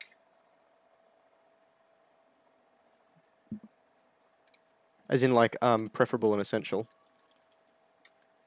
no. No, okay. So like both X and Y. There's multiple words working together to create the conjunction. Oh, I see what you mean. Yep, like either Either or type thing. yeah, either X or Y. Yep. So they're called correlative conjunctions. Yeah, okay, whether or. So you have Um, not only but also as an example. So I yeah. think that it's actually this. It Well, doesn't I've have got the um so if like also is uh I mean it's the simplest addition to the sentence that and it maintains the meaning. yeah, I don't know that the Um also is required.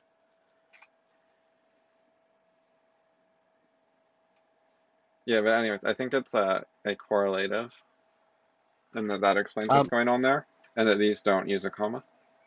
I think it is required because of only. Like the two ways that seem that would be like why it's not X but Y, Hmm. or why it's not X but Z. And then if you say why it's not only X but Z, it sort of feels a bit Right, weird. not Or only that, but also this other things to contradict the only. Yeah, that makes sense. So having an yeah, also would be good. so I could yeah, you either have both of them or neither of them. Um, yeah, whichever makes sense at the sentence. But yeah, but then to say like it is not only X but also Y, um, makes it much clearer. And then it's like this whole last chunk from not only onwards is like a unit. Um, Yeah, yep. Um, acting as a noun. Yeah, I think that makes a lot more sense. So I'm not sure that that I've seen any uh tree examples of the correlatives. Yeah, I correlative. don't know if I've done Yeah. them. But that might be interesting, I think, to find. Um,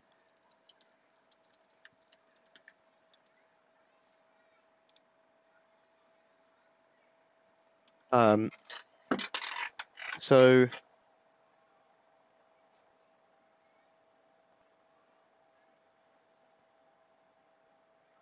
okay, so we get like um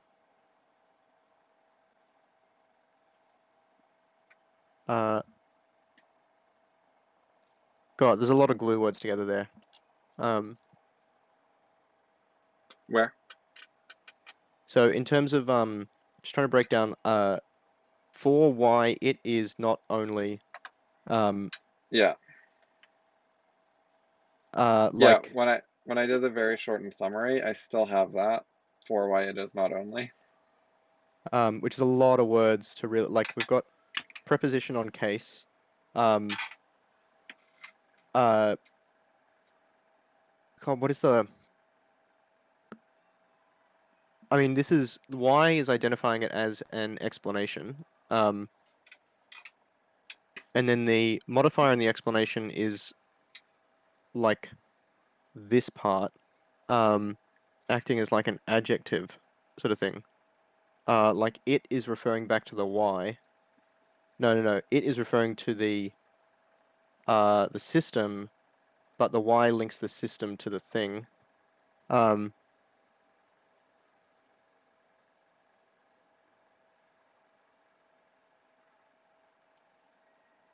so another way to say it to sort of maintain the same meaning would be make a case for why that system is not only.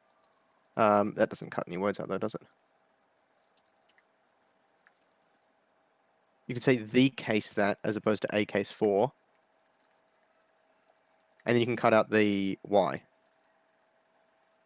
Make the case that it is not only.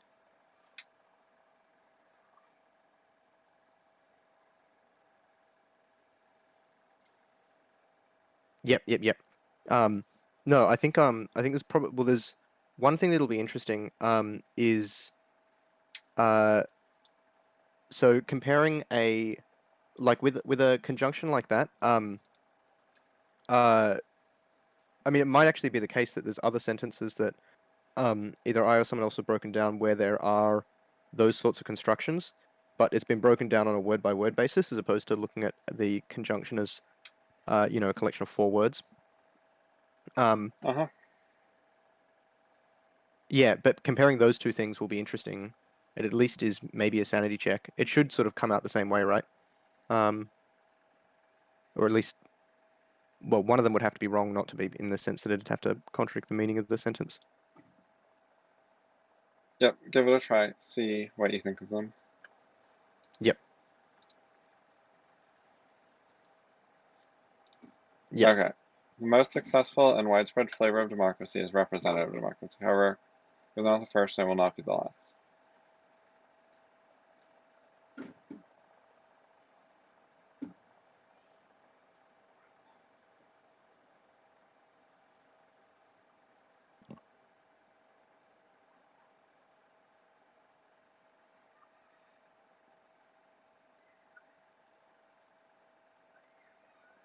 They say that it's not intended as an indictment, but it seems like it kind of is.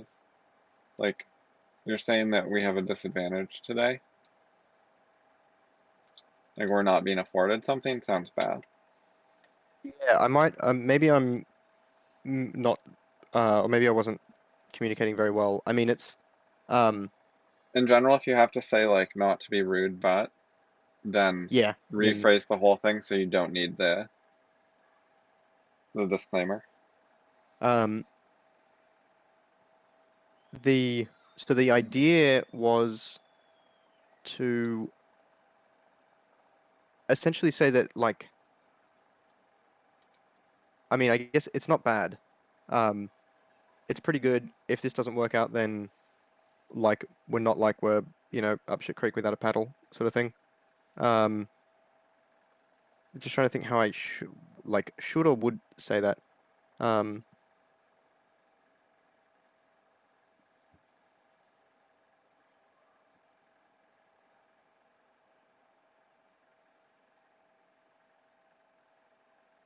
so yeah, I mean So, like, I the think word far is a sign that you are attacking the current system because you're extra emphasizing. Like, you could just say more participatory, which would be more neutral.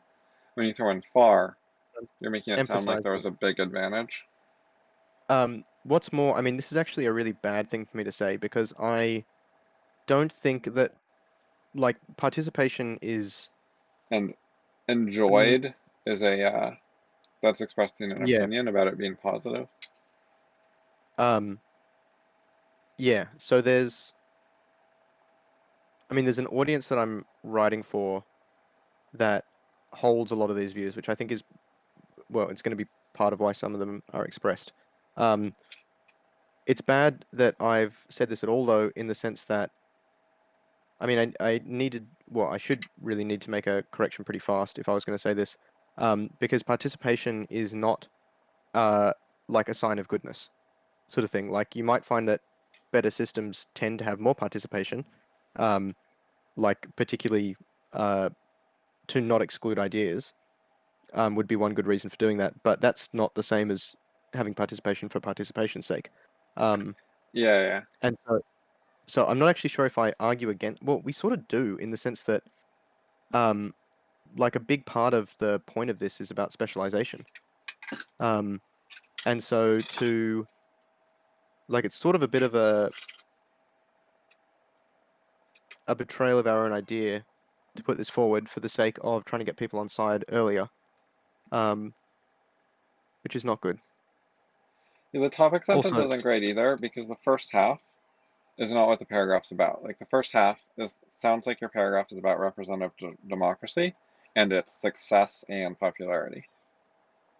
But then you say, however, and sort of change the topic away from the first thing you said. So the real topic of the paragraph is that democracies have varied. Like if you look at the history of democracy, it's not just one system. There are many different ways to be democratic, so there's like flexibility.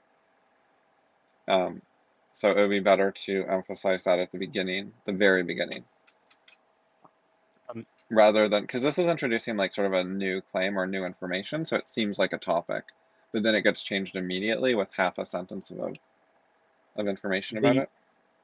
the other thing as well that occurs to me is like, so it might be worth saying that representative democracy is really popular, but for the paragraph, it doesn't have any particular meaning. Like if it's in there, it should be like subordinate or parenthetical or something like that.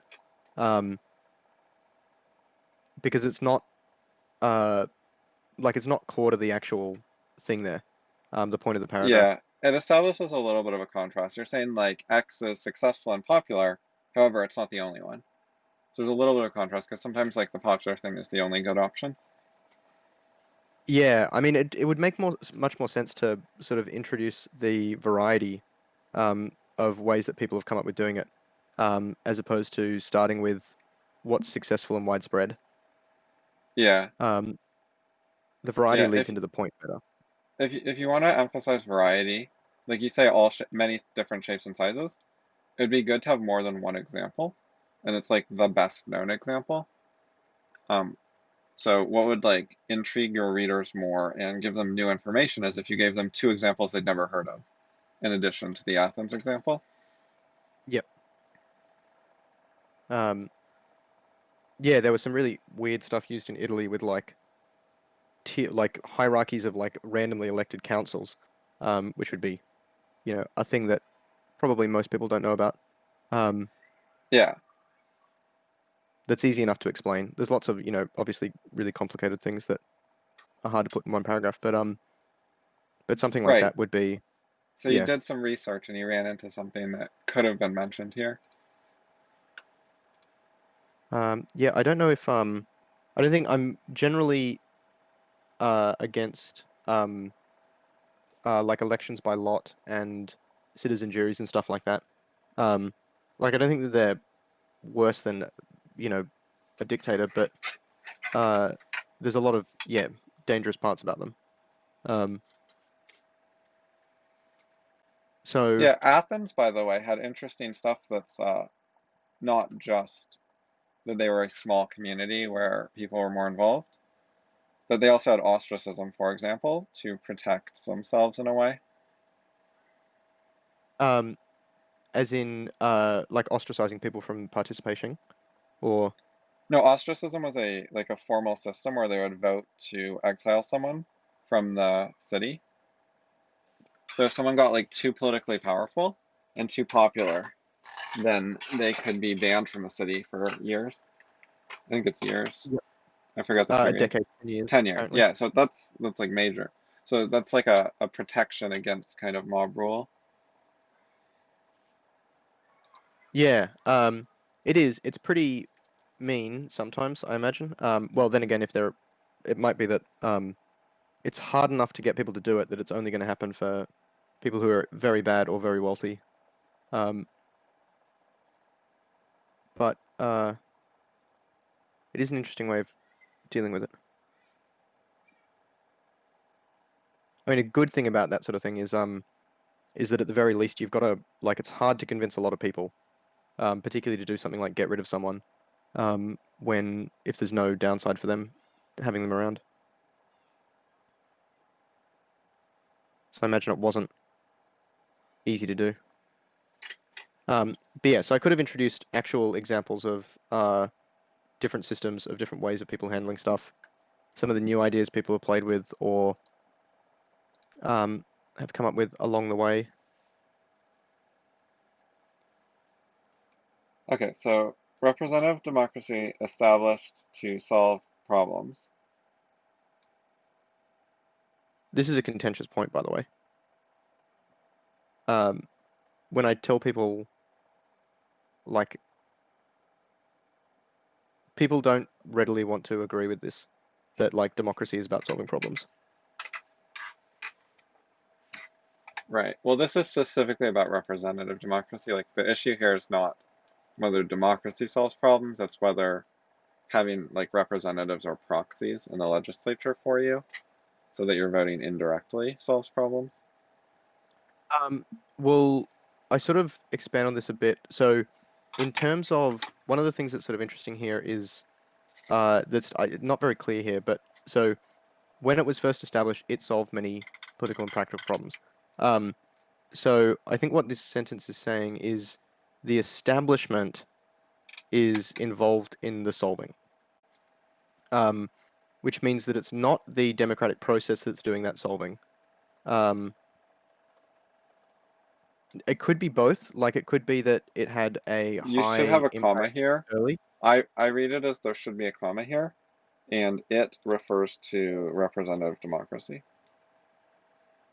And Yeah, what you're okay. saying is at the time that it was established, then representative democracy solved many problems, rather than saying that the Yeah, establishment solved problems.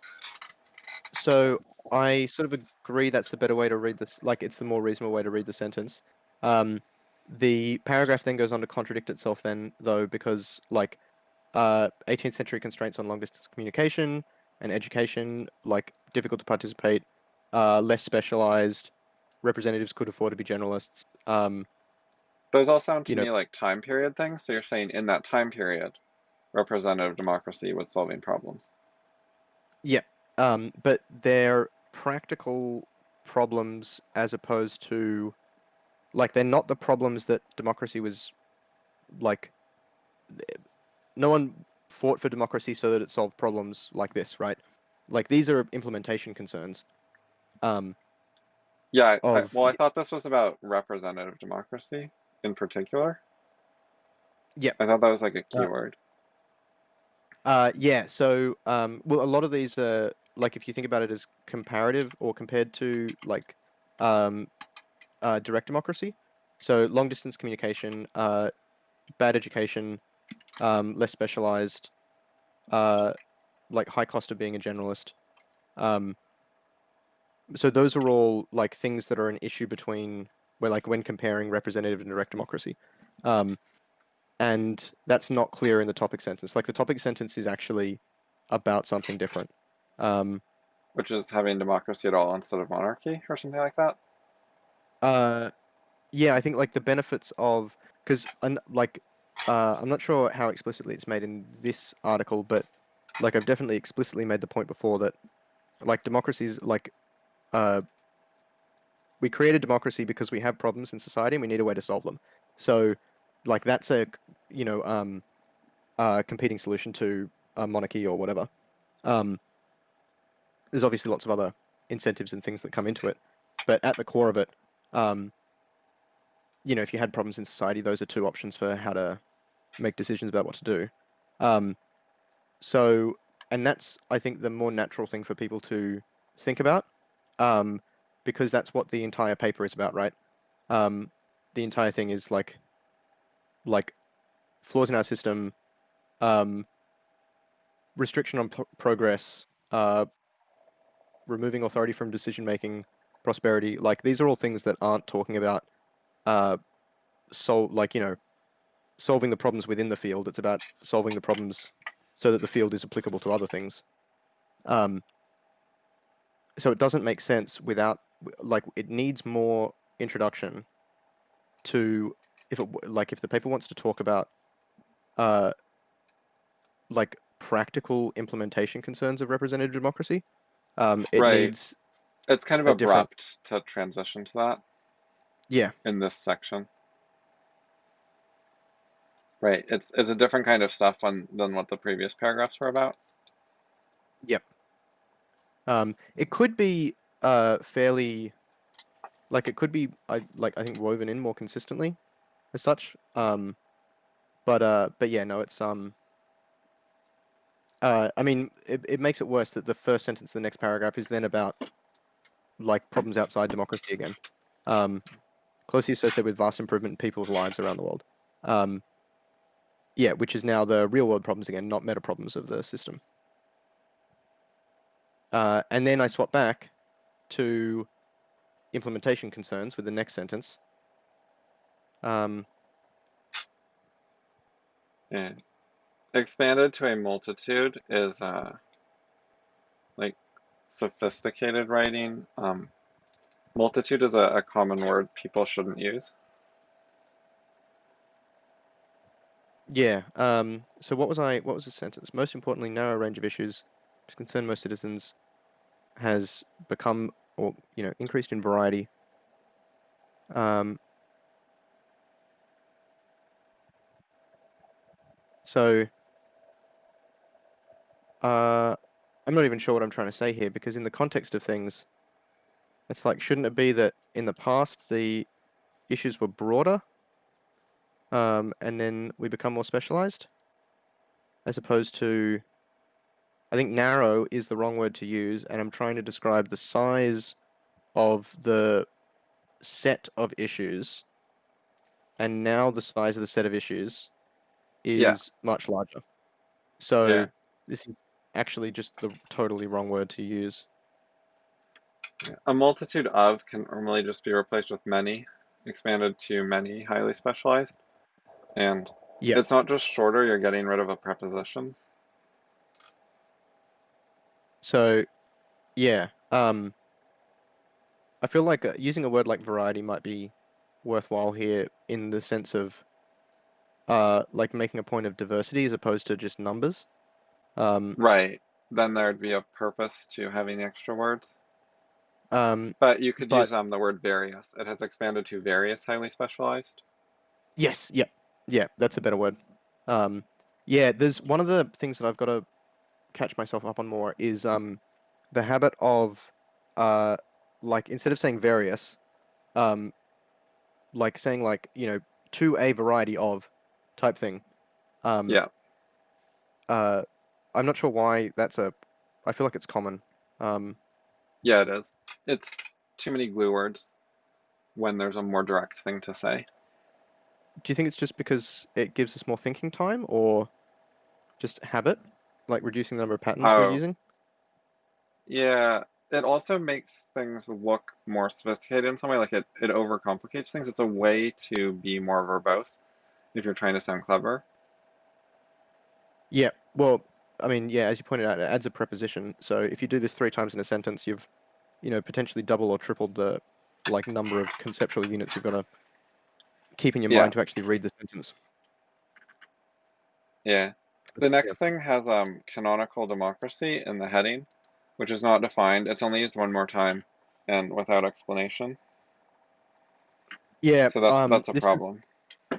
um so I tended to use it because I thought it was like straightforward enough, just in terms of like canon. Um, but it's been a constant issue. Feedback point. Um, Yeah. Even if you use something like traditional or mainstream, which are more common words than canonical, which serve a similar purpose, um, yeah, it still would not be clear what that is. Um, like if you no, told I me would picture the mainstream type of democracy, I would not be quite sure what you meant. um yeah, I can imagine like there'd be a few things that maybe people latch onto, but nothing's particular. Like two-party system might be fair, but not any particular electoral system or voting system or whatever else is part of that. Um, I mean, yeah. maybe some Americans would say two-party system, but I think a lot of the world are quite familiar with multi-party systems Um, and know that both exist in major countries. yeah, I mean this is yeah, maybe a longer off-topic conversation, but um so I mean my feeling is the dynamics are pretty similar and like so Australia has like our government at the moment um uh the Liberals, which are a right-wing conservative party, and the Nationals, which is like a rural conservative party, they regularly form a coalition.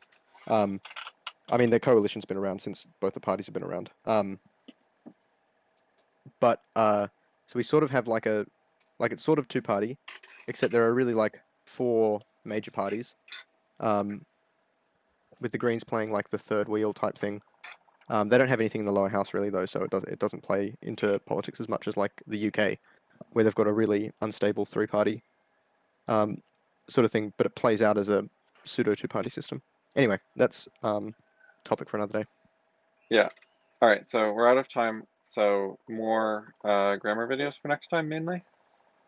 Yep. And these conjunctions are going to be fun. Yep. Yeah. Yeah. Correlative conjunctions. But yeah, but no, I'm glad that we looked over this and I realized it's not as good as I thought 2 hours ago. It's good. Okay. Okay, Great. See cool. you next Catch you time. in a few days. Bye.